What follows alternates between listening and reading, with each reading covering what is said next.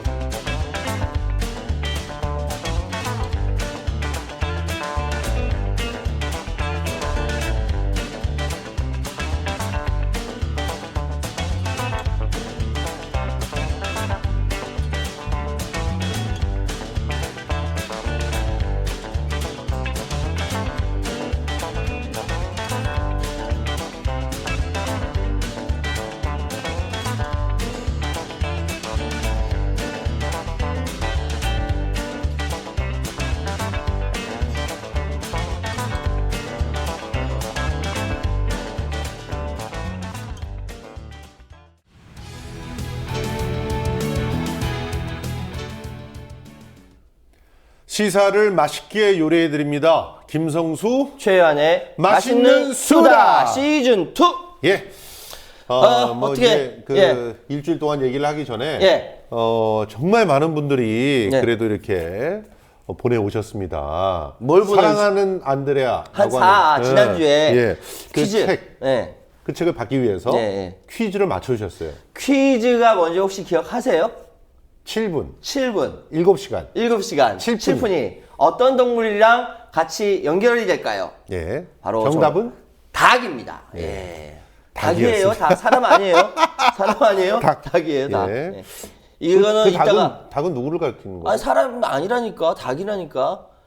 우리 닭이 뭐 7분 동안 뭐 한다는 거야? 모르죠, 그거야. 7시간은 뭐? 다 안다지, 다 안 되잖아. 닭을 보고 뒤집어 7분이라고 씌우려고 그러지 마. 자, 네, 이것은 예, 문제를 내신 최요한 평론가의 의견이라는 점을 예, 다시 그래요. 한번 말씀드리고 그냥 예, 닭이에요, 닭. 닭입니다. 예, 닭이에요, 닭. 예. 아무 문제 없어요. 닭이 이 당의 모가지를 비틀면 새벽에 오죠. 예. 예. 비틀면 오냐? 닭이 모가지를 비틀어도 새벽은 온다. 이런 자, 얘기죠. 이거는 맨 마지막에 추첨을 하도록 하겠습니다. 맨 먼저 추천하고 넘어가지. 에이, 맨 마지막에 추천을 해요. 그래야 돼? 그래야 보지. 끝까지 본다. 끝까지 예, 보지. 알겠습니다. 자, 그러면 이번 주에 저희가 얘기를 해볼 내용, 테마는 선거 때문에?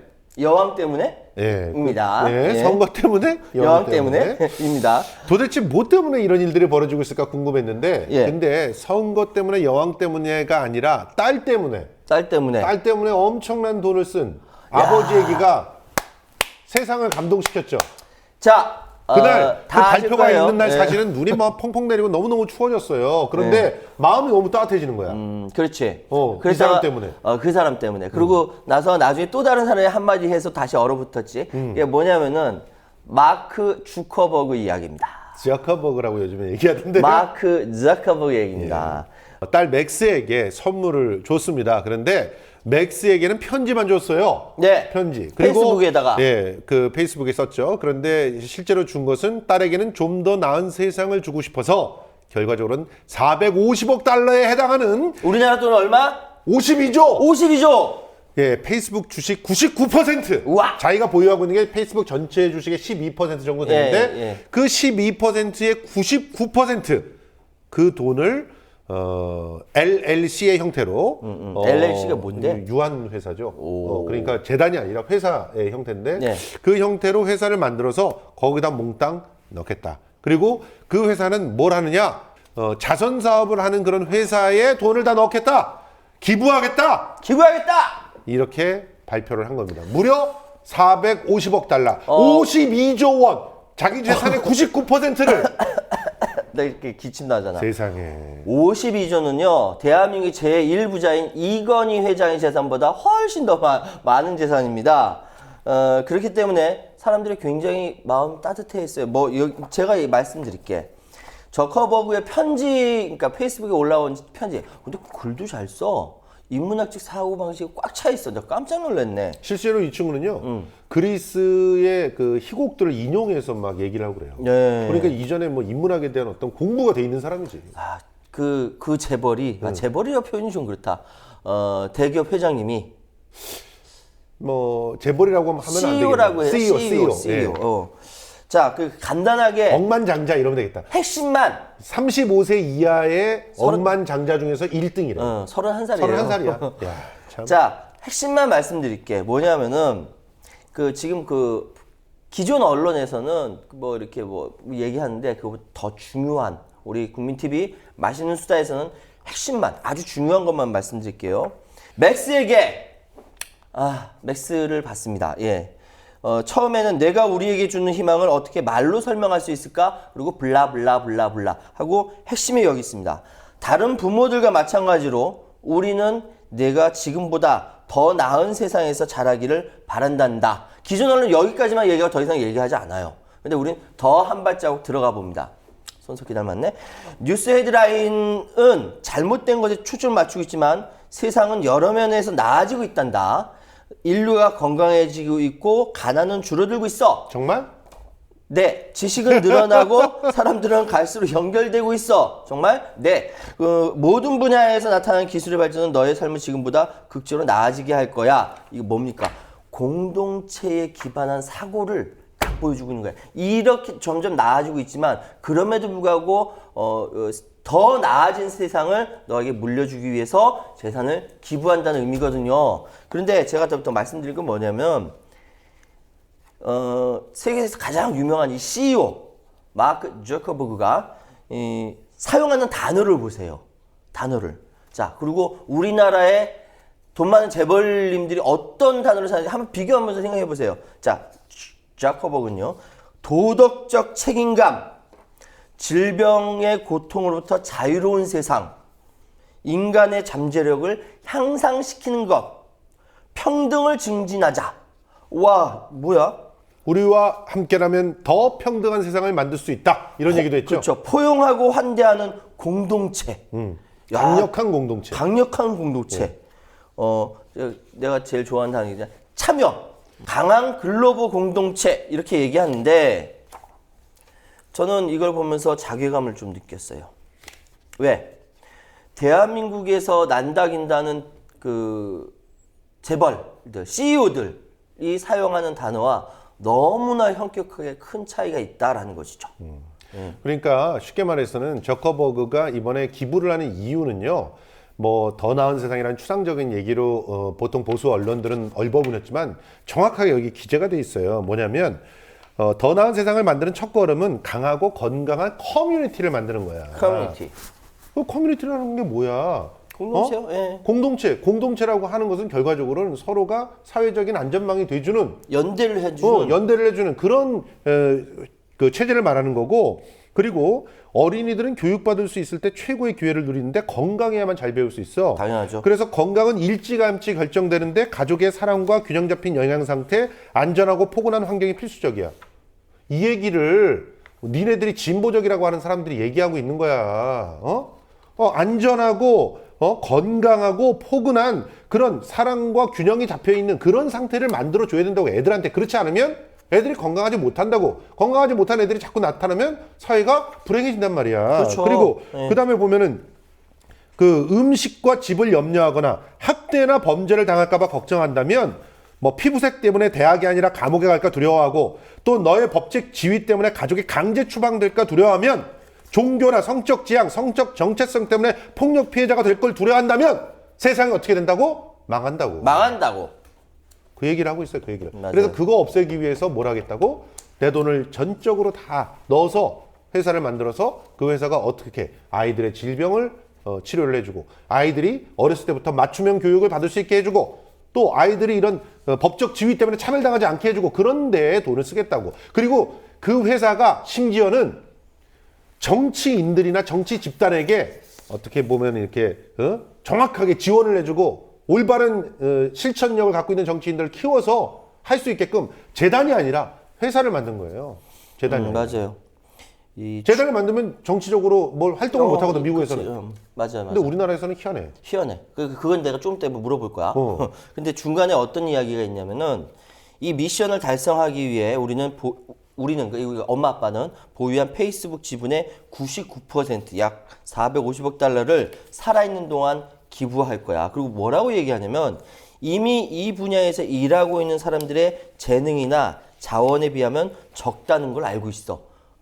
다시 말씀드려. 이미 이 분야에서 일하고 있는 사람들의 재능이나 자원에 비하면 적다는 것을 알고 있어. 450억, 52조가 적대요. 적지. 이게 무슨 말이냐면은 이미 저커버그는 이 분야, 즉 그렇게 이렇게 연대를 위해서 공동체를 위해서 일하는 이 사람들의 가치가 자기가 갖고 있는 52조보다 훨씬 더 크다. 사람이 중요하다라는 것을 이야기를 하고 있는 거예요, 이게. 얼마나 이게 인간적인 인문학적 사고방식이 꽉 차 있는 겁니까? 아무튼 뭐 이 시간을 전부 다 저커버그 찬양하면서 보낼 수는 없지만 또 뭐 이런 식의 사고방식 자체가 예를 들어서 이전에 있었던 그 혁명을 통한 사회의 변화 이걸 막기 위한 거예요, 사실. 빌 게이츠나 체제 저커버그나 이런 것들은 거지. 혁명을 통해서 뭔가 변화를 시키는 것이 굉장히 많은 사람들이 다치고 힘들어지고 또 피 흘리고 솔직히 조금 더 말하면 이분은 1%만 갖고도 5천억이야. 그렇지. 그러니까 5천억이야. 그렇지. 99% 기부하고 그리고 앞으로 더 얼마나 더 벌 수 있는지 늘어날지 몰라. 그러니까 그 정도 되는 기득권들은 유지하고 싶은 거지, 솔직히. 그렇지만 그렇다고 해서 우리가 욕을 하지 않는 것은 응? 이렇게 자기의 기득권을 유지하면서도 예. 얼마든지 세상을 위해서. 그럼요. 그런데 이걸 가지고 이명박은 뭐라고 했지? 자, 그다음 물어볼 거예요. 해석 좀 해주세요. 그날 눈이 왔잖아요. 아주 근데 이 기사를 보고 마음이 훈훈해졌어. 근데 이 아저씨가, MB 아저씨가 세상은 아름답고 살아갈 가치가 있다라고 얘기하는 순간 그걸 싹 얼어붙었어. 해석 좀 해줘요. 그걸 당신이 말하면 말이 참 진짜. 아니 자기는 청계재단도 사위한테 환원해놓고 사위한테 지금 환원해놓고 장학금은 계속 줄어들고 있어. 왜냐? 자기의 빚을 재단한테 떠넘긴 거야. 그래갖고 그 빚 갚느라고 아무 일도 못. 이런 기부를 해놓고 진짜 저커버그에다 숟가락을 얹으려 그래? 임대소득을 가지고 자학재단을 운영해 오다가 그것도 안 돼가지고 지금은 이제 자학재단에서 일을 못하죠. 자학재단이 아닌 거죠. 근데 이 이명박 씨가 전직 대통령이랍시고 세상은 아름답고 살아갈 가치가 있다. 세상이 그렇게 아름다운데 사대강을 그렇게 말아먹었니? 살아갈 가치가 있다.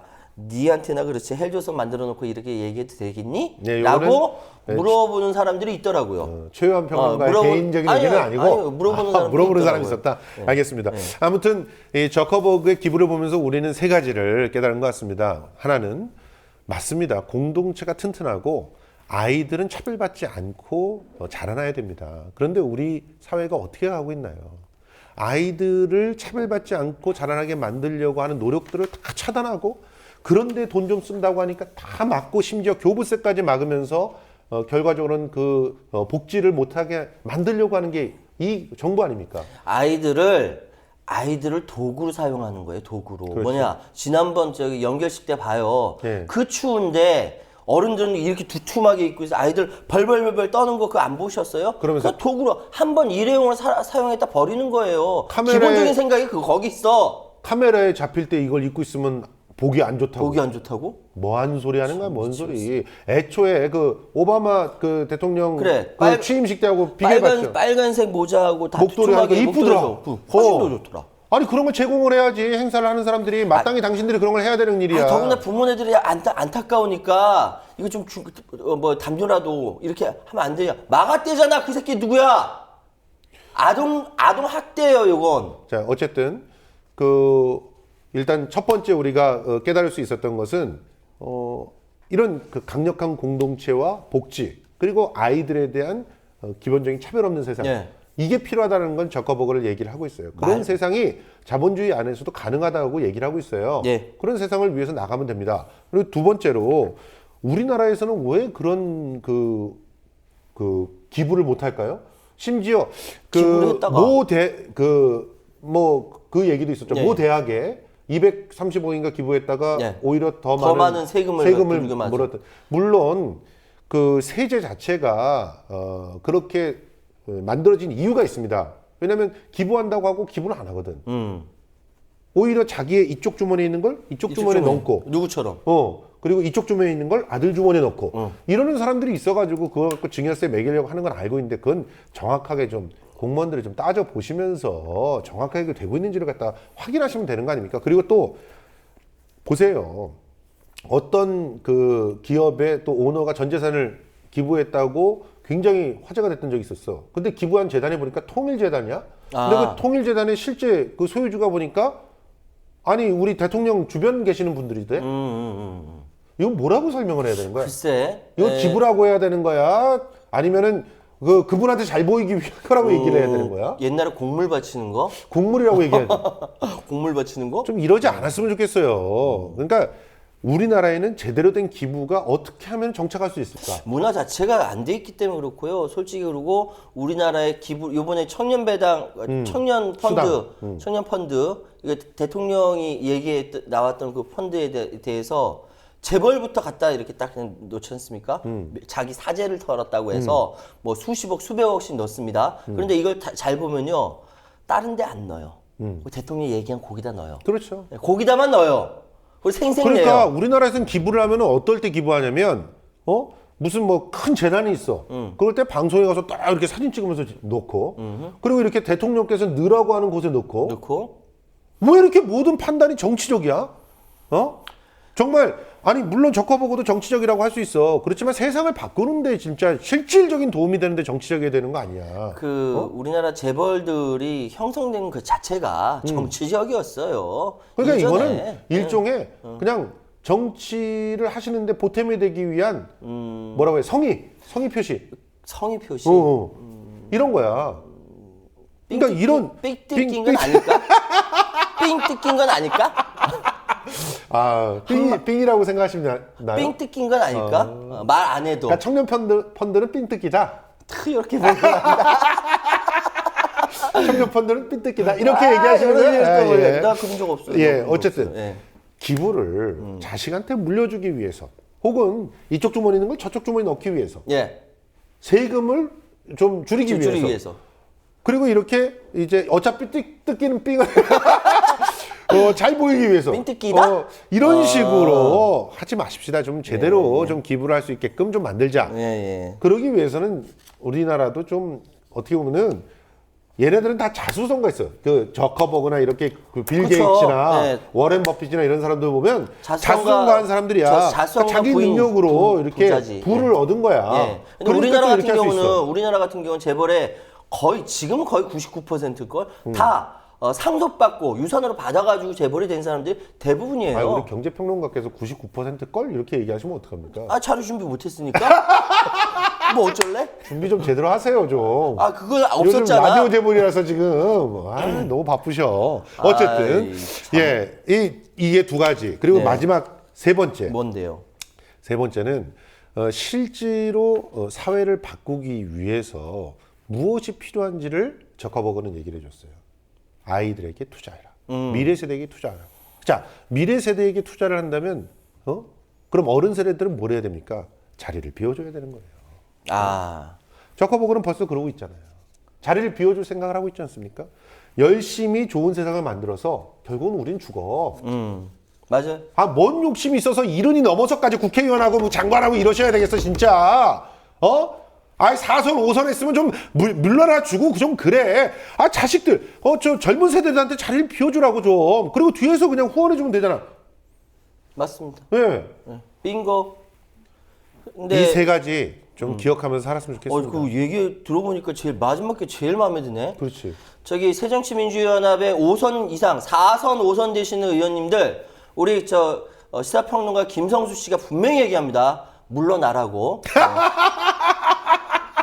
이런 식으로 또 엮어놓네. 본론으로 들어갑시다. 알겠습니다. 자, 그러면 이제 이번 주의 주제, 선거 때문에, 여왕 때문에. 도대체 선거 때문에, 여왕 때문에? 무슨 말일까? 궁금해하시는 분들 많을 거예요. 근데 이번 일주일 동안 어떤 일들이 벌어졌냐면 도무지 납득이 가지 않는 그런 비상식적인 일들이 도무지 납득이 가지 않는 비상식적인 일들이 뭔데요? 정무적 판단이라는 그런 그 어떤 그 외피를 쓰고 이루어졌는데 정무적 판단? 예. 오. 예를 들어서 아니 예산을 통과를 시키는데 왜 법안을 그것도 여당이 연계를 해서 나는 이런 건 난 생전 처음 봐. 아니 여당이 이런 얘기를 하는 거야.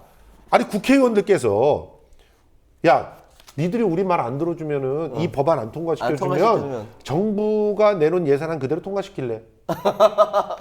이거 국회의원이야. 무슨 정부의 무슨 따까리야? 아이고 쪽팔려.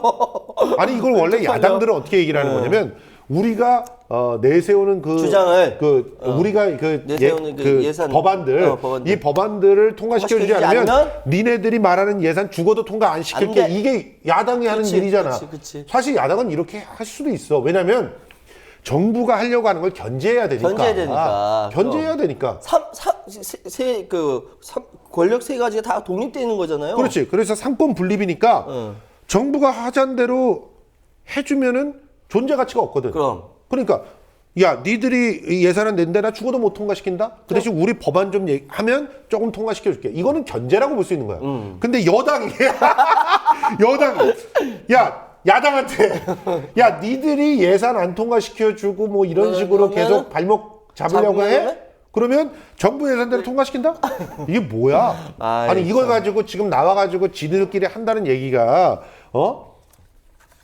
나는 도대체 이분들이 상권 분립을 어떻게 생각하시는지 난 이해가 안 돼. 그 우리나라는 상권 분립하고 상관없는 나라예요, 이제. 정말로 보니까 상권 분립하고 이건 야당도 책임이 있는 부분이니까. 야당도 책임이 있는데 난 진짜 이해가 안 되는 이거 얘기를 근데 이걸 갖고 제대로 똑똑히 못하는 야당들은 또 뭐야? 그러니까. 완전히 근본적으로 다르다니까. 이건 상권 분립이 없어지는 상황이에요. 청와대가 오더를 때리면 정부가 예산안 만들고 이 여당은 야 니들 말 안 들으면 이거대로 할 거야? 이게 뭐야? 이게 뭐야, 진짜. 말도 안 되는 상황인데. 이게 민주주의야? 이게 이건 독재야, 독재. 아주 자연스럽게 어느덧 이렇게 벌어지고 있다. 이거 뭐냐? 그만큼 대한민국 민주주의는 저 멀리 후퇴한다. 아니 여러분들 이야기죠. 우리가 착각하고 있는 것 중에 하나가 나치들은 국회를 안 열었을 것 같죠. 국회를 막 이렇게 확 엎어버리고 자기네들 멋대로 박정희가 예전에 유신할 때처럼 그렇게만 했을 것 같아요? 안 그래요. 나치 시대 때도 의회가 다 돌아갔어요. 있었어요. 예, 맞아요. 의회 다 돌아갔다니까? 그런데 이런 방식으로 했다고? 여당들이 맞아요. 야 정부에서 뭐 가지고 나오고 하면 이거 통과시키지 않아? 그러면 네 멋대로 해. 이런 식으로 협박을 하면서 자기네들 의견대로 한 거야. 의회 독재. 우리나라 옛날에 유신 헌법을 어떻게 했냐면은 국민들에게 국민투표로 붙여가지고 도장 꽝꽝 찍게 했어요. 그때 분위기가 어떻냐면은 이거를 도장을 찍도록 이렇게 분위기를 전 국민에게 협박을 했죠. 했어요. 언론이 온갖 나서갖고 지금처럼. 지금도 뭐 예산은 통과되지 않으면 그냥 나라가 망하는 것처럼. 거짓말하지 마. 예산 통과 안 되면 작년 예산 기준으로 1월, 2월까지는 그냥 갈 수 있어. 집행이 돼. 집행 다 돼.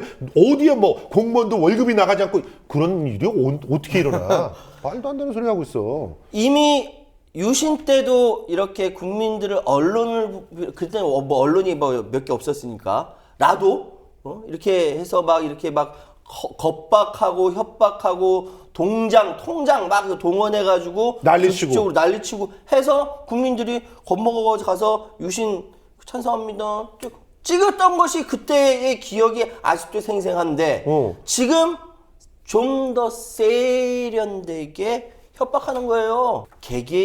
국회의원 개개인 한 사람이 헌법기관이에요. 그 헌법기관은 정부에 대해서 요구를 할 수 있고 하여튼 그렇게 맞짱 떠서 대응을 하라고 이건 무슨 주민들이 투표를 해서 국회의원 시켜준 그래서 권한이 막강한 거예요. 이건 무슨 진짜 고개를 청기 들어 백기 들어 이러냐? 국회의원들이 무슨 기계도 아니고 일단 그래가지고 이 예산안과 연계돼가지고 어떤 게 통과되는지 봐요. 기가 막혀. 나 진짜 기가 막혀. 자 관광진흥법 한번 경제평론가 설명해줄게. 그러니까 관광진흥법 다른 말로 하면 학교 앞 호텔법입니다. 학교 앞 호텔법.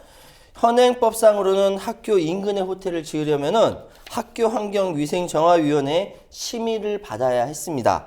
학습권을 우선시하는 정화위원회 반발로 학교 인근에는 사실은 호텔을 지을 수가 없죠.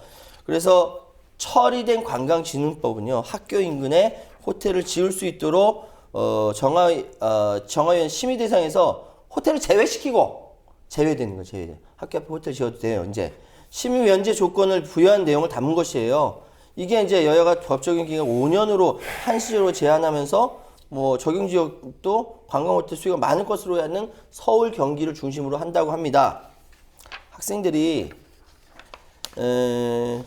좀 안 좋은 데서는 공부하지 않고 환경을 좀 이렇게 잘, 미래 세대 투자자면서요 그렇게 얘기하고 있잖아요. 그런데 학교 앞에 호텔이 버젓하게 지을 수 있도록 만든 겁니다. 이것이. 이걸 나 뭐라고 표현해야 되지?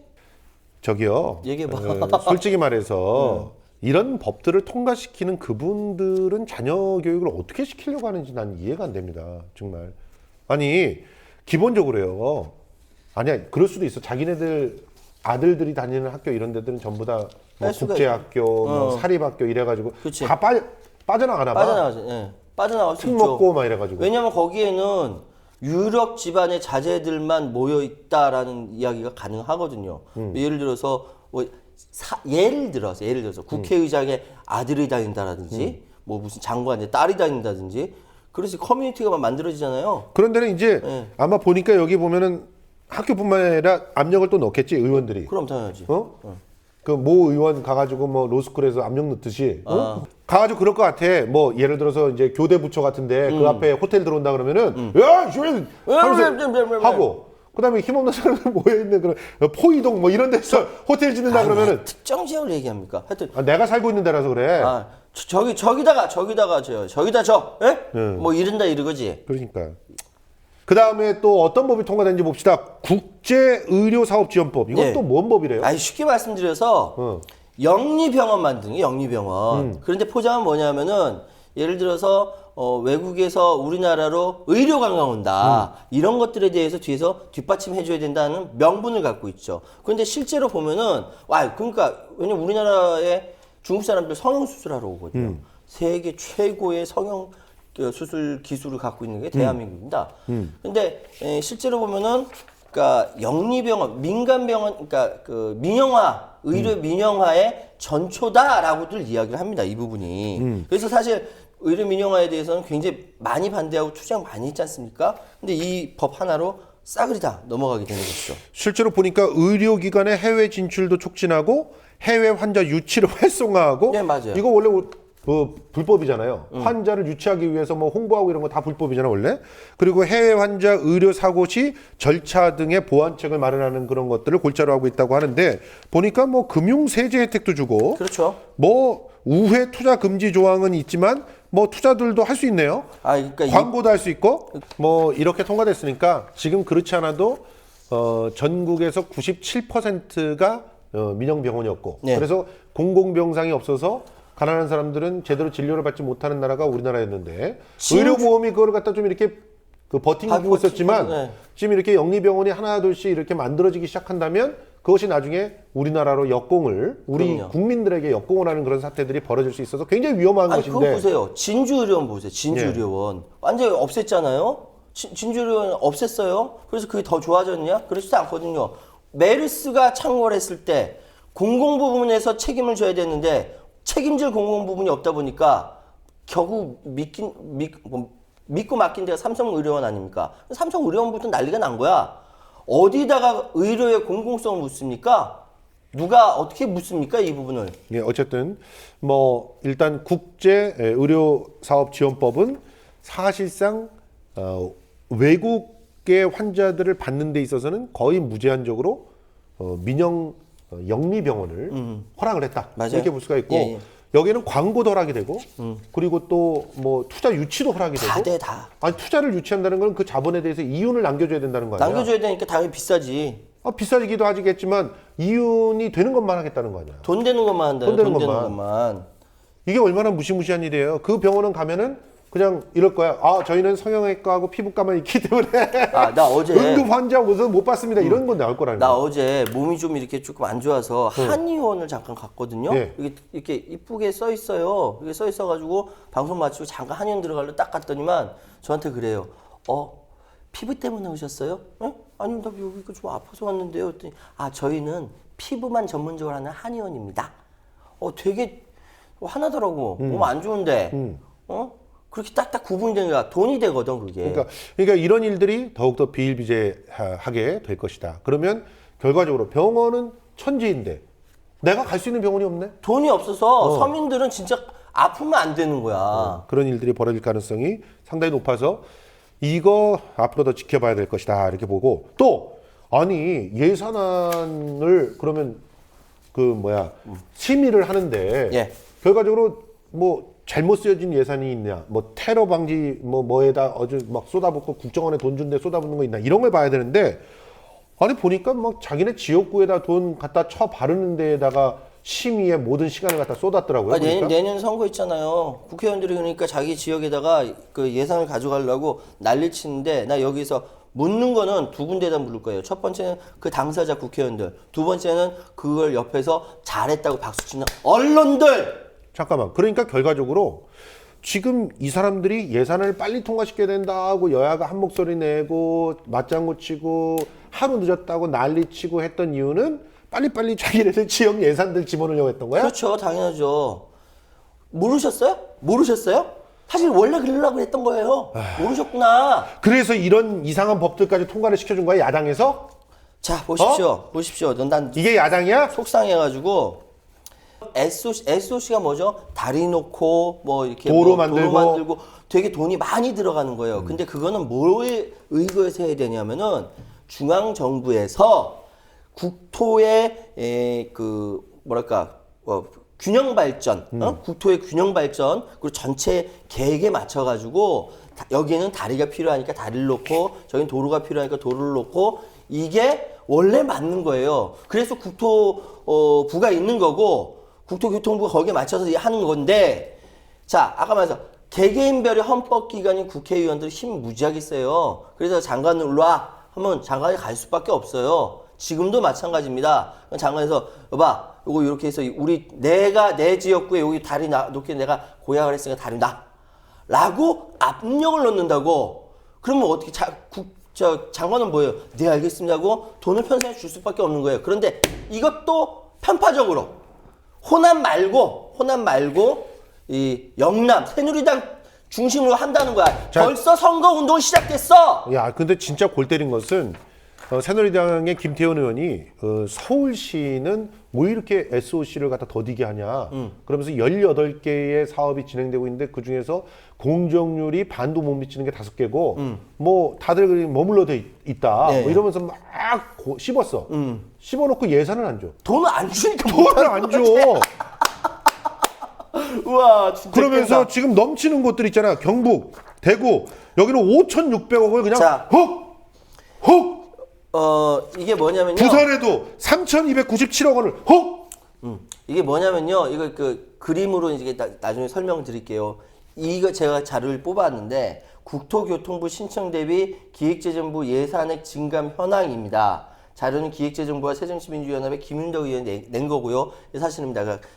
지금 보시면요 아시겠지만 돈이 어디로 몰리냐면은 대구, 경북, 부산으로 몰려요. 돈이 마땅히 가야 되는데 안 가는 데가 어디냐면 충남, 전북, 경기 이런 데로 안 가는 겁니다. 경기는 뭐야? 경기는 도지사가 새누리당인데? 거기에 새정치민주연합 의원들이 많거든. 국회의원들 그쪽에 많구나. 많거든. 아. 그래서 이번에 놀라지 마십시오. 이거에 대해서 언론에서 이야기를 합니다. 자, 경북 메일에서 대구 경북 SOC 예산 5,600억 증액 쾌거. 자, 이병석, 서상기, 강석호, 박명재 의원들 잘했다. 박수 쳐줍니다. 경북 메일에서요. 자, 그 다음 서병수가 영남 예산 자화자찬을 했는데 예산안 통과하기도 전에 역대 최대 국비를 확보했다라고 페이스북에 올렸어요. 뭐야? 이미 내부에서 쇼부 봤다는 거거든. 이런 식으로 국민의 세금을 지들 내년 선거에 유리하게 이용하려고 이따위로 하고 있는 거예요. 언론 거기서 옆에서 잘했다고 박수치고 있고 이게 대한민국 민주주의야? 선거는 벌써 시작됐어. 여기까지는 최유한 경제평론가의 의견이었습니다. 옆에도 같이 있었어요. 김경수 평론가 동감하고 있었어요. 일단 참 안타깝습니다. 진짜 제대로 써야 될 곳에 써야 되지 않겠습니까? 지금 지방에 내려가 보세요. 가보시면은 부산 같은데 실제로 핵심적으로 꼭 다리가 있어야 될 곳이라든가 핵심적으로 꼭 도로가 있어야 될 곳은 다 돈 내고 다닌다? 민자로 해 그런 것도. 맞아. 왜? 뭐 연관돼 있는데 그렇지, 돈 연관돼 있으니까. 밀어줘야 되거든. 그럼. 그리고 진짜 필요 없는데 도로는 또 국비로 다 했어. 그런 데는 차가 안 다녀. 차가 안 다녀. 이런 일들이 벌어지고 있습니다. 이런 일들이. 예? 그리고 서울시에 진짜 그 필요한 그런 지금 현재 월드컵 대교 이런데 원래 16년인가 17년인가 완공 예정인데 2032년까지 가야 되는데 돈을 안 줘. 그런데 서울시장이 이건 민자로 했다가는 서울 시민들에게 부담을 주는 거다. 그래서 끝까지 서울시 예산으로 해보려고 하다 보니까 근데 이러니까 서울시는 예산이 더 필요한데 교부세를 안 주겠대. 청년수당 준다고. 네, 맞아요. 야, 이런 식으로 이 보복의 정치 이런 거 해야 되겠습니까? 좀 쪼잔하지 않습니까? 서울 시민들은 대한민국 국민이 아닙니까? 대구 경북만 대한민국 국민입니까? 이거는 이제 그 누리과정 얘기예요. 누리과정. 누리과정은 그 박근혜 대통령이 고향을 했던 내용이 아니야. 요즘이요. 예. 요즘 유치원 추첨하는 난리 납니다, 시기거든요. 지금. 유치원 추첨하는 시기. 그러니까 애기 아빠는 더 잘 알겠다. 예. 유치원 추첨하는 시기인데 공립 구립 유치원에서 가려면 추첨을 해야 돼요. 국공립 국공립을 가려면 추첨을 해야 돼. 거기서 떨어지잖아요. 사립으로 그러면 사립으로 가야 돼. 사립도 또 추첨을 해야 돼. 아니 사립 추첨 안 해도 아니 추첨하는 데 많아요. 뭐 추첨을 해야 좋은 돼요. 데들이 좀 네, 싼 추첨을. 데들 근데 좀 많이 돈 내주는 이게 데들. 상황이 어떻게 되냐면은 그래서 결국 요즘 엄마 아빠들은 초등학교가 아이들이 줄어서 반이 줄어든다고 하잖아요. 그럼 그 돈이 있는데 왜 국공립 못 늘리냐라고 화를 냅니다. 화를 냅니다. 지금 엄마 아빠들 화 잔뜩 났고요. 30대들, 그러니까 대지면 30대니까 30대는 표가 안 된다고 생각하나? 라고들 이야기를 하고 있어요. 아니 근데 누리과정은 누가 약속했습니까? 대통령 공약 사항이잖아요. 그러면 대통령이 여기에 대해서 책임지고 해야 되는 거 아닌가? 이걸 왜 교육청에 떠넘겨? 그러니까 대통령 혼자 욕먹기 싫으니까 교육청에 떠넘겨서 서로 같이 나눠서 욕먹자고? 이게 욕 쳐드시는 게 무슨 취미예요? 욕을 나눠서 먹는 게 아니지. 아니, 욕 먹는 걸 떠넘기는 아니, 거지. 모르는 핑퐁하듯이. 사람들은 모르는 사람들은 교육청 욕한다니까. 그러니까 그렇게 하라고 지금 그러니까 떠넘기는 거야. 박근혜도 욕 먹고 너네도 욕 먹고. 박근혜는 욕 안 먹어 갖고 뭐냐면 나는 공약대로 했다. 다만 돈을 교육청에서 내라고 했다. 이렇게 얘기하고 있다니까 지금. 교육인데 교육청에서 내야지. 이게 말이야 말방구야. 그럼 교육청 예산을 더 얹어줘야 될 거 아니야. 근데 막 맨날 얘기하는 게 이거 교육 예산이니까 교육청에서 해야 되는데 안 한다고 버팅인데. 그러니까 이거 진짜요. 조만간에 이 누리과정 이거 2월 달이면 다 정리가 돼요. 뭐냐면 돈 바닥나요. 난리가 날 거예요. 그러면 부모들이 원성이 자자할 겁니다. 겨우 요번에 특수목적비를 3천억 원이나 주고 누구 코에 붙이냐? 3천 원 주고 이걸로 하라고. 이제 작년에 다 그 교육청에서 빚 내가지고 했기 때문에 올해는 빚도 못 낸대요. 빚 못 내는 지자체들이 있는 거죠. 뭐 빚을 낼 수 있는 지자체도 있지만 아무튼 이런 상황입니다. 그러니까 사실은 야당이 누리과정 예산이나 이런 것들을 더 철저히 챙기고 SOC로 나가는 걸 갖다 막고 그래야 되는데 내가 있는 지역구에도 좀 SS 떼주려면 그래 좁을 봐줘야 돼. 3천억 해줄 테니까 저 10억만 주세요. 이런 식으로 심의를 하신 거 아닙니까? 아니 물론 이번에 그 경제민주화법으로 모자보건법이라든지 그건 잘했어요. 전공수련위를 위한 법안이라든지 그렇죠. 남양유업법이라든지 이런 걸 다 했어요. 잘했어요. 근데 그거 잘했다고 다 면제받는 거 아니에요, 야당. 근데 모자보건법은 내가 알기로는 통합진보당에서 얘기했던 법으로 알고 있는데. 그래요? 그건 잘 몰랐어요. 어쨌든 그러니까 공공 산후 조리원 만드는 게 모자보건법이에요. 그거 성남에서 하는 거. 그러니까요 보세요. 사실 아우 쪽팔려 죽겠어 나 진짜 대한민국 제대로 국회의원들. 된 야당이 있어야 됩니다. 제대로 된 야당을 키워주지 않은 결과를 지금 우리가 이렇게 맞고 있는 거 아니겠습니까? 아니 그지 같고 얄밉고 뭐 해도 결과적으로는 야당을 키워줘야 이런 것들을 할 수가 있다는 사실을 다시 뼈저리게 느끼면서요. 기득권만 따지고 공천권만 따지는 야당이 아닌 정말 힘 있는 깨끗한 야당을 갖다 좀 만들어야 될 때가 아닌가 생각을 합니다. 자 일단 그리고 그다음 선거 때문에 네 또 날아간 게 있어. 뭐가 날라가? 형 방송 자리 날라갔어? 아니 그런 게 아니라 종교인들을 분명히 내년서부터 과세를 할 수 있게끔 돼 있었는데 맞다 1월 1일부터 어. 종교인들도 과세를 하도록 약속이 돼 있었어요. 근데 이미 하기로 돼 있었어요. 근데 이번에 법이 통과됐어요. 드디어 과세가 됩니다. 언제부터? 총선, 대선 다 끝나고 2018년부터. 이런 18 같은 하필이면 2018년이냐? 아니 그러니까 아이고. 지금 현재 계시는 그 위대하신 공주님의 재임 기간에는 종교인들은 과세하지 않겠다는 거 아니야? 그렇지. 대선 총선 대선 다 지나고 나서. 그러니까 봐봐 우리는 법이 통과된다 그래가지고 네. 야 드디어 법제화가 되는구나. 야 세상에 이런 이게 일도 있구나. 그러니까 시행령으로 되는 게 아니라 법으로 되네. 그래서 봤더니 2016년부터 법이 되는 게 아니라 여야가 만나서 얘기한 거야. 아유 좀 불편하시죠? 예, 불편합니다. 그러니까 이거를 법을 만들 때 2018년부터 오케이.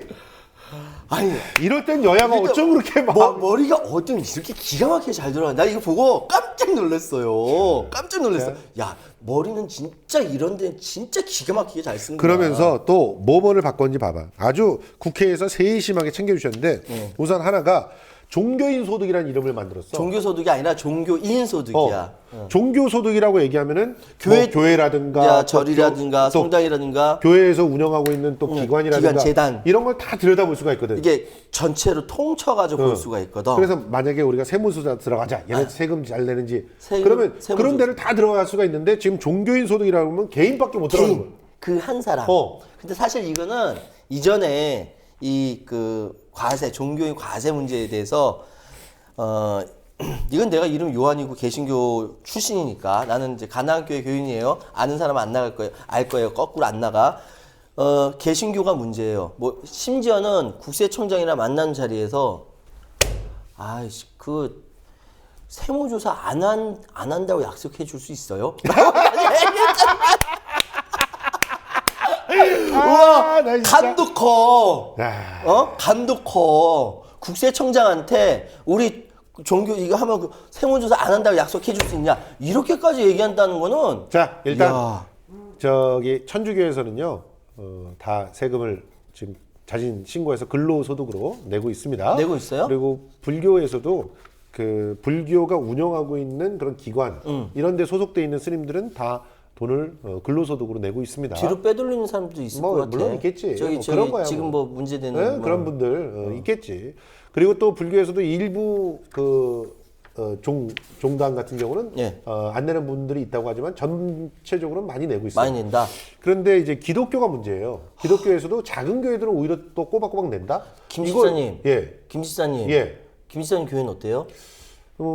안 내고 있는 걸로 큰일 났다. 이제 확인해 보겠어요. 근데 거기가 그래도 기장이니까 내고 있지 않을까 하는 생각을 하는데 근로소득으로 이렇게 신고를 해가지고 이렇게 내는 거 네. 이게 사실 바람직한 거거든요. 그래야 근로소득은 내야 근로장려세 또 장려세 이런 거 받을 수 있거든. 네. 근데 이분들한테는 어떤 걸 해줬냐면은 종교인 소득으로 내고 싶은 사람은 종교인 소득으로 내고 근로소득으로 내고 싶은 사람은 근로소득으로 내라. 예. 둘 중에 어느 하나를 선택해도 된다고 이렇게 너무나 자유롭게 이렇게. 그러니까 이거 뭐라고 포장인 줄 알아? 종교인이 자발적으로 낼 수 있도록 유도한다. 이렇게 얘기했어요.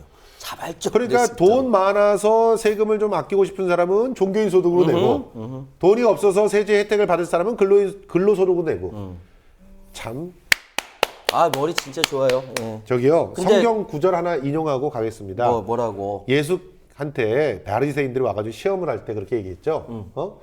황제한테 세금을 내는 게 내는 것이- 맞습니까? 틀립니까? 이렇게 얘기할 때 예수께서 그렇게 얘기를 했죠. 너 그 돈 한번 들어봐. 거기 누구 얼굴 그려져 있냐? 황제 얼굴이 그려져 있습니다. 그럼 황제의 것은 황제한테 내, 하나님의 것은 하나님한테 내고 이렇게 얘기했잖아요. 멋지다. 그게 무슨 얘기인 줄 아세요? 무슨 얘기예요? 세금을 내느냐 마느냐 갖고 그때 당시에 막 다툼이 있었거든. 네. 로마가 지배하고 있는데 로마의 세금 내는 게 그럼. 맞느냐? 그런데 그 세금이라고 하는 걸 내라 이거야. 세금이라고 하는 건 왜 공동체를 갖다가 지키는데 세금은 또 사용되는 거니까. 물론 그 착취 뭐 이런 것들로 되는 것들도 있지만 그런 걸 내고 정치적인 싸움을 하는 거 그게 문제가 아니라는 거야. 교회는 뭐냐? 종교적인 싸움을 해야 되는 거 아니야. 하나님한테 마땅히 내야 될 걸 왜 안 내고 있어? 하나님께 내야 될 게 뭐야? 이웃들을 사랑하고 받들고 이웃들을 내 몸처럼 섬기는 이런 일들을 해야 된다는 거 아니야. 이건 게을리하면서 무슨 세금 갖고 그거 아끼려고 특히나 유대인들은 그랬잖아. 하나님한테 하나님 가져가세요. 던져가지고 떨어지는 건 내 거. 김 시사님, 예. 김 시사님은 어떻게 생각할지 모르지만 저는 한국 기독교 앞으로 20년 이내로 망한다에 나 100원 겁니다. 왜? 내가 100원만 진짜 거냐? 야 쪼잖아. 한국 기독교 20년 안에 망한다에 1,000원 겁니다. 참 라디오 재벌다. 저기요, 제가 예. 작년 크리스마스에 우리 애기들이 다니는 교회에 갔어요. 근데 그 집 앞에 있는 큰 교회라서 보냈거든요. 근데 내가 교회 안 나가잖아. 왜 큰 교회를 보내냐? 또? 거기서 친구들이 많다고. 참, 세상에. 가겠다고 해서 간 거야. 내가 보낸 게 아니라. 크리스마스라고 아빠 엄마 올해 가서 뭐 이렇게 무용하고 뭐 하는 거 있잖아. 재롱잔치. 그래서 갔어요. 깜짝 놀란 게 뭐냐면 불과 몇 년 사이에 교회 내에 젊은 사람들이 안 보여요. 젊은 사람들이 안 보이고 이쪽에는 할머니 할아버지들 거의 다 있고 거의 양로원이야. 양동이야. 그리고 앞에서 활동을 하고 있는 젊은 청년 몇 명 있어요. 얘네들이 다 떠안고 있는 거야. 죽어라고. 죽어라고 떠안고 있는 거야. 걔네들은 정말 죽어라고 일해. 죽어라고 일하고 있는 거야. 그래서 돈도 못 받으면서. 그래서 저는요 생각할 때 한국 교회가 지금처럼 교리 중심적으로 새 확장이라든지 이런 식으로 나면 20년 안에 망한다에 나 진짜 내 100만 원 건다 진짜로. 그리고 100만 원 정도는 내야 라디오 재벌. 그리고 여기에 대해서 뭐 그걸 좋아하냐고요? 아니요. 저는요 이름이 요한이에요. 그 분위기에서 성장해서 난 거기를 너무 잘 알아. 그러니까 제발 목사님들 그 신자들 머릿수로 돈 보지 말고 그리고 신자들 그 주머니 닦아먹으려고 제발 좀 그러지 말고 설교 때마다 11조 좀 강조 좀 하지 말고 헌금 내라고 얘기하지 말고 하늘의 복을 쌓아놓으라고 하면서 교회에다 헌금 내라고 그따위 말도 안 되는 협박하지 말고 자꾸 그러니까 교인들이 줄어드는 거야. 당신들 앞으로 20년 내에 직업 없어져. 근데 자기들은 안 없어진다고 생각해. 여신도 성추행해가지고 문제됐던 전병 목사 있잖아. 전병욱이. 그 목사는 그게 자기가 무슨 목사야? 받은 그 전별금 3억 얼마인가를 받았잖아요. 아니 3억 얼마를 받은 그거를 자기는 많다고 생각하지 않는데. 아니 상담하러 온 그 여신도를 말이야. 그 부끄러운 짓을 시키고, 아유 민망해. 그러니까. 아유 민망해. 뭐 말을 할 수 없는. 돈 벌려고 무슨 목회하는 거야? 아예 목양실에 침대가 있어. 나 진짜 참 그렇습니다. 아유. 저기요, 저는 감히 이렇게 얘기하는데요. 그런 곳은 망해도 싸다고 생각해요. 왜냐하면 거기는 교회가 아니기 때문입니다. 아니 그런 목사를 또 데리고 가잖아. 모시고 가잖아. 또 그러니까, 다시 또 목회라고 그런 있잖아. 곳은 교회가 아니에요. 교회는 정말 제대로 된 저커버크가 얘기한 강력한 공동체로 서로가 연결되어 있다는 걸 깨닫고 그리고 서로에게 높낮이 없이 혜택을 주려고 노력하는 사람들이 모인 곳이 교회지. 네. 그렇게 나의 전별금을 챙기기 위해서 몇십억씩 이렇게 떼가고 누구를 갖다 막 나의 권력을 갖다 이용해서 성추행하고 이런 데는 교회가 아니야. 교회가 아니야. 참. 그냥 그 돈을 섬기는 데야. 말로는 그래서 우리가 보통 적그리스도라고 하잖아. 네. 그런데 이제 선거 때문에 네. 희한하게 또 그 뭔가 변화가 된 그런 또 하나의 그 과제를 갖다 얘기해 봅시다. 갑자기 법무부가 네. 이걸 법무부가 발표해도 되는 건지 어떤지 모르겠어요. 네. 그런데 법무부가 갑자기 사법시험을 4년간 유예하겠다. 존치시키겠다. 그러니까 지금 이런 발표를 해버렸어. 지금 이렇게 그 사법 시험 공부하는 사람들은 계속 공부해서 시험 봐도 되는 거예요? 네. 그걸 발표를 해버렸어. 네. 근데 이거 골 때리잖아요. 네. 원래는 2017년 12월 31일자로 사법시험은 끝. 그러니까 그 전에 사법시험 보는 게 10월인가 11월인가 있잖아요. 그걸로 끝나는 거였어. 그런데 갑자기 2021년까지 사법시험을 갖다가 존치시키겠다는 거야. 이게 무슨 말이야 막걸리야? 도대체 왜 사법시험을 갖다 그때까지 존치시키겠다는 거지? 이유가 뭐예요, 근데? 이게 핵심적인 이유는 지금 여론조사를 해봤다는 거야. 예. 리서치 사를 통해서 1000명에게 여론조사를 해봤대. 했더니 근데 71.6%가 예. 사법시험에 대해서 폐지하는 걸 반대하고 존치시키는 걸 원한다. 80 몇 %가 존치시켜야 된다. 이렇게 얘기를 했다는 거야. 아마 서민들 입장에서는 일종의 그것이 올라가는 사다리라고 생각하니까 그런 여론이 나왔겠죠. 예. 그럼 당연히 그런 여론이 나오지. 그런 걸 따져보면. 근데 지금까지 그 로스쿨을 중심으로 해가지고 새로운 사법 개혁을 갖다 해오겠다고 해놓은 사회적 합의의 기간이 있었잖아요. 예. 그런데 그걸 확 뒤집어 버려. 그러니 교육부는 뭐라고 할 것이며, 교육부는 갑자기 우리는 아직까지 정확한 입장을 갖다가 이제 정리하지 않았다 그러면서 말을 아꼈는데 반대하고 있어요. 그 익명을 요구하는 교육부 관계자는 그건 법무부가 얘기할 사안이 아니다 이렇게 얘기를 했고 법원도 반대를 해. 법원도 법원도 지금 이미 시스템을 바꾸기로 했는데 바꿔서 가고 있는 상태에서 이렇게 하는 건 바람직하지 않다 얘기하고. 그래서 로스쿨 검찰도 반대해. 검찰도 로스쿨 다니는 학생들이 다 때려치겠다고 하면서 막 지금 로스쿨 다니는 학생들은 난리 났어요. 난리 났다면서. 모아가지고 그냥 뭐 전부 자퇴를 하겠다. 그리고 학사 일정 전면 다 거부하겠다. 아주 결사항전에 투쟁을 하겠다. 이렇게 나왔어. 해석해줘요. 왜 그런 거예요, 법무부가 도대체? 사법시험을 존치하는 것을 대통령이 새롭게 뽑힐 때까지는 유지시키는 거지.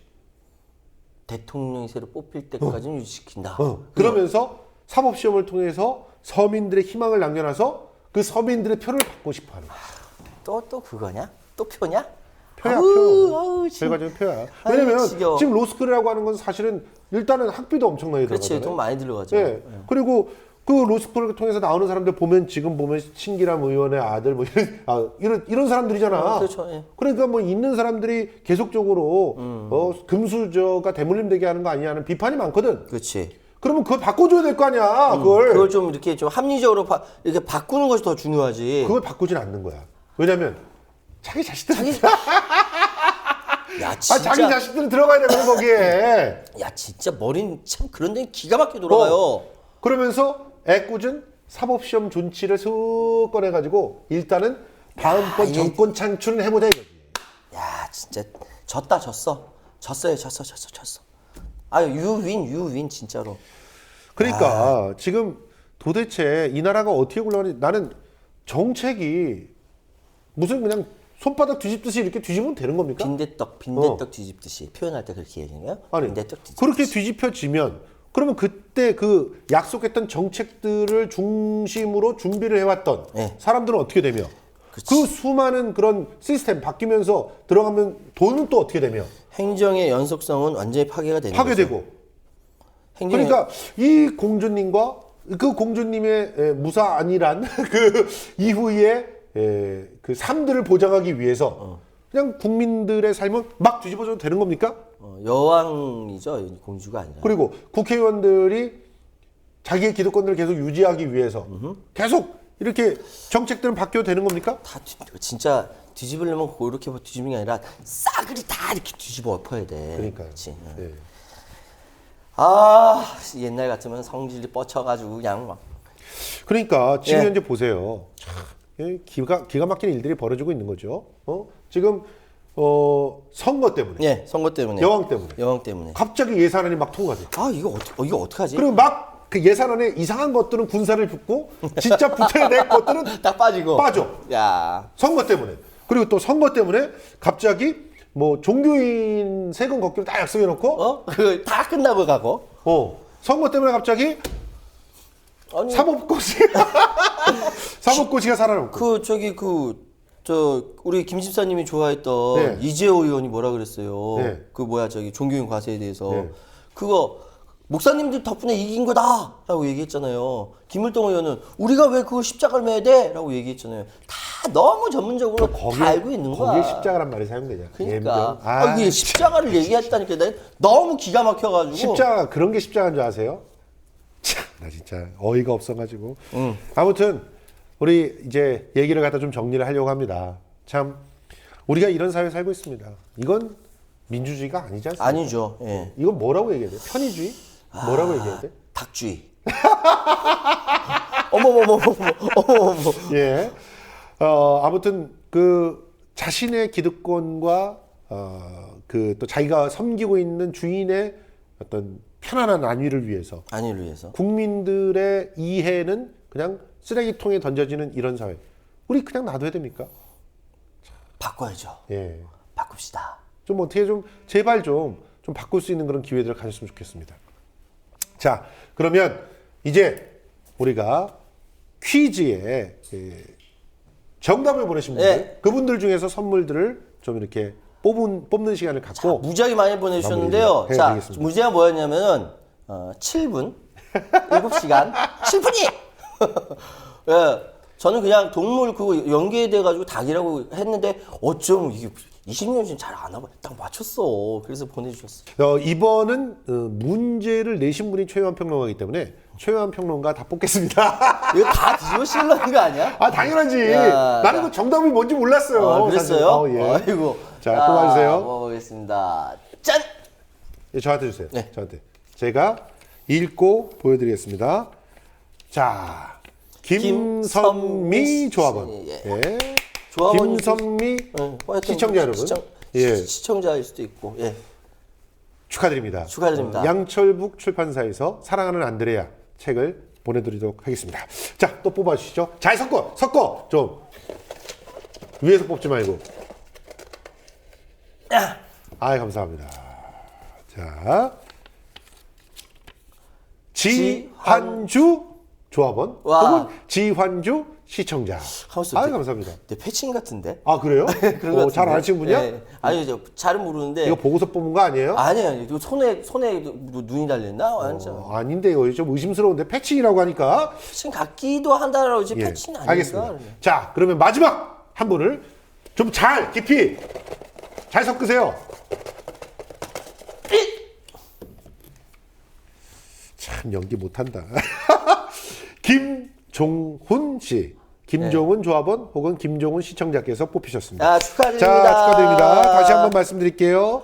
김선미, 예, 지환주, 김종훈 이렇게 세 분은 여러분들이 이제 당첨이 됐으니까 네. 주소를 일단 보내주셔야 돼. 네. 주소가 아래가 나가는 그런 그 이메일 어드레스에게 이제 주소를 보내주시면 이 주소대로 여러분들의 댁으로 책을 배송해 드리도록 하겠습니다.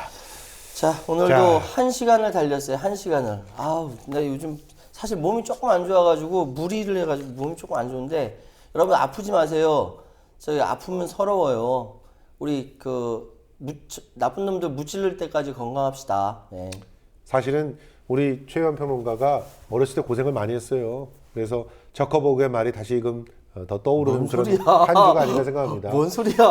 어렸을 때 건강해야 됩니다. 어렸을 때의 상처가 그야말로 몸의 골병이 돼서 남고 또 그 상처가 트라우마가 돼서 정신적인 어떤 부담들을 주게 되잖아요. 아, 뭐 물론 그렇죠. 그런 부담들이 있어서 우리 최유한 평론가는 백병원 주변에 가면 눈물이 난다고 합니다. 아니, 이제 안 그래. 이 사람, 이제는 안 그래요. 어쨌든 예. 저커버그가 꿈꾸는 세상, 그게 우리 모두가 꿈꾸는 세상이 아닐까요? 그리고 저는 감히 그런 그 얘기를 해봅니다. 우리도 우리 자식들한테는 이런 세상 물려주지 말아야 되지 않겠습니까? 우리 나름대로 어떤 방식으로 실천할 수 있을지 그 실천의 공간에서 여러분들 다시 만나뵀으면 좋겠습니다. 여러분, 저커버그가 딴 거 얘기한 거 아니에요. 같이 연대하자고 한 거니까. 그렇죠. 같이 손잡고 연대합시다. 예, 그게 제일 중요할 것 같아요. 우리는 연대의 의미를 되살리면서 다음 주에 다시 찾아오도록 하겠습니다. 제발. 사랑해요. 예. 사랑해요. 예.